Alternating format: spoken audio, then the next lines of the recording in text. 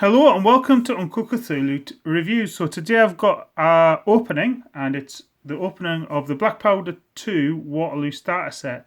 So what I thought I'd do is look at this in terms of a starter set, show you what you get in it, and maybe talk about where to take it next. So let's have a look at what it says on the back. This starter set allows you to build your forces, both French and British, as you vie for control of the battlefield at Waterloo or many other such engagements set during the Napoleonic Wars. And I thought it'd be really interesting to do a video on the starter set, because I see a lot of people wanting to get started with Black Powder, getting a starter set, and one of the most questions I see most often on forums is, I've got the Waterloo starter set, now what? Or I'm thinking about getting into Black Powder, where should I start? So I suppose the thing to do is open it up and talk through my thoughts on that as we're going through. So, pair of scissors. Now, as an experienced Black Powder gamer, with I already have two quite large armies of at least 12 battalions of foot each of French. If I could get it open, that would be great. My French go up to 16 battalions. I can't quite get this open. There we go. So for me,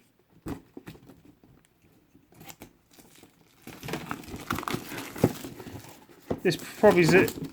This, I've already seen everything that's in this box already, but what we do have is a couple of really nice metal officer figures, which you can only get in the box.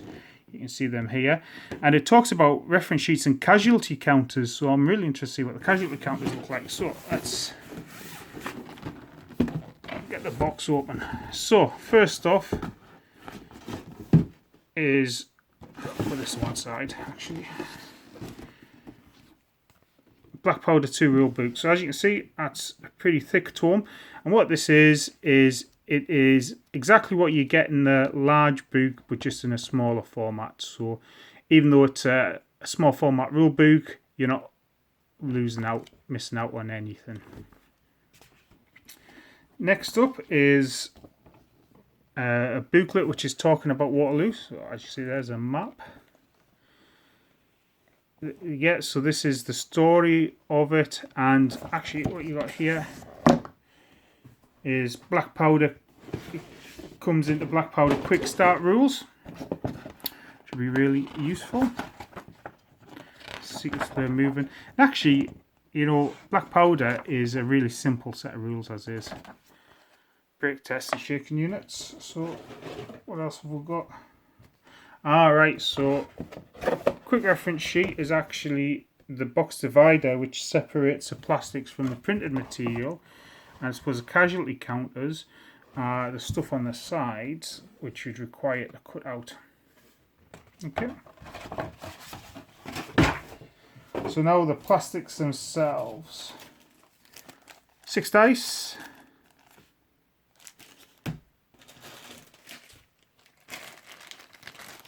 So the plastics themselves, so these are the French plastics. Great coats, these are dead easy to paint up. Now, one of the things you might have seen in my other video, Black Powder Questioner Scale, is getting the most out of Black Powder. Certainly for this box set, even though it talks about 24 men battalions, and you're getting 48 French line in here and 48 British line. So if you're doing 24 men battalions, that gives you 2 battalions, 2 units. But actually, it doesn't really matter in Black Powder how large those battalions are. So I would suggest, if you're starting off with the Waterloo starter set, base up your models on 400 base as normal, but just use three bases, so that's 12 man battalions. So yes, so you big pile of French sprues. And again, my other top tip is when you're starting out, chop all this off, chop around the sides, but keep the models attached to the sprue, and then you can hold it while you're painting and paint along. Glue the heads on, glue the backpacks on. So tons of French infantry there. I'll have to double check that everything is as it is. Now there's the British sprues, similar sort of way. Again, like I say, I cut off all the excess sprue, keep the models attached to this. I'll hold it when I'm painting. So we have 48 British. So yeah, so if you went down to 12-man battalions, that's going to give you 4 battalions each. The British would also get 2 extra battalions of Hanoverians. Again, similar, basically same bodies as the British with the Hanoverian field caps.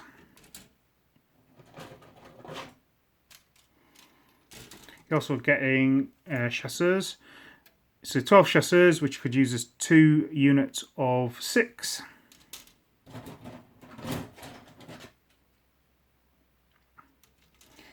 And you get bases as well. So there's 6. Yeah, tons of bases there. Quite nice. The warlord bases have like wee dots around them, and that's to help the models stick to the tables.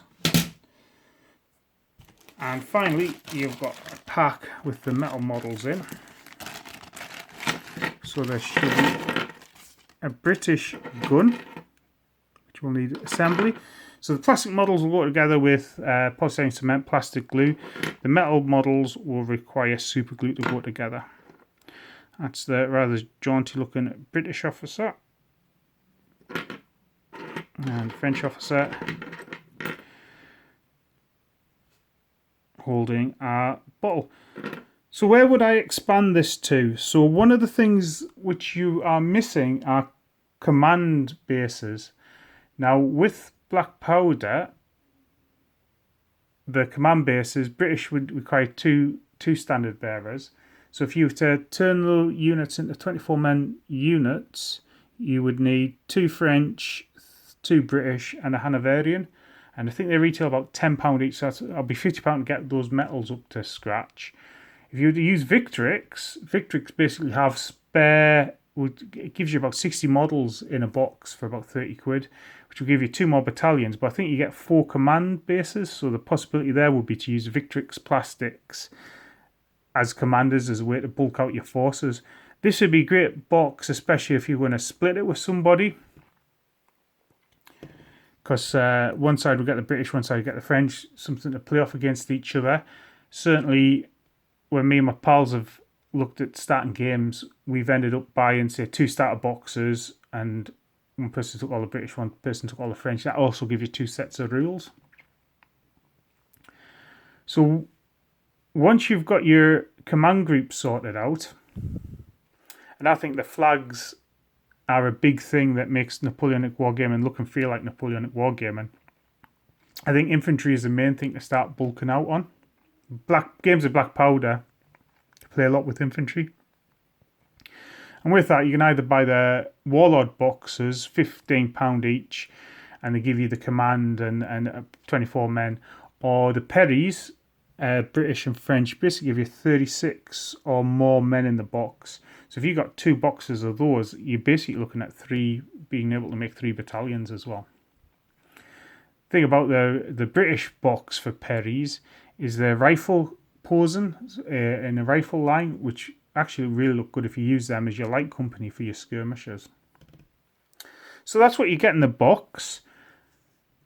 Like I say, there's no hard and fast ways to. You must definitely buy this. Certainly, next. Certainly, I would look at like I said, the command boxes, because the flags really do dress and make units look really good. Playing with 12-man battalions to start off with, looking to upgrade to 24. You might even want to stay with 12. Then it's about your playgroup. Maybe you're going to be a playgroup that just plays scenarios or army lists. The Albion Triumphant books. So the second one deals with the 100-day campaign, the Waterloo campaign. The first one deals with the Peninsula. They'll give you army lists and give you a more firm guide to where you want to collect with your black powder and where you want to take it. And ultimately, it's up to you as the hobbyist to take it where you want to go. And there's a lot of plastic in here, but like I say, break it down, start assembling in it, work through it at a pace that suits you. The worst thing that can happen is you're intimidated and put off by the sheer volume of stuff that you get in this box. So hopefully that's been useful for you. I'm happy to answer any questions about it, and I look forward to hearing what you think about the Waterloo starter set. So that's bye for now.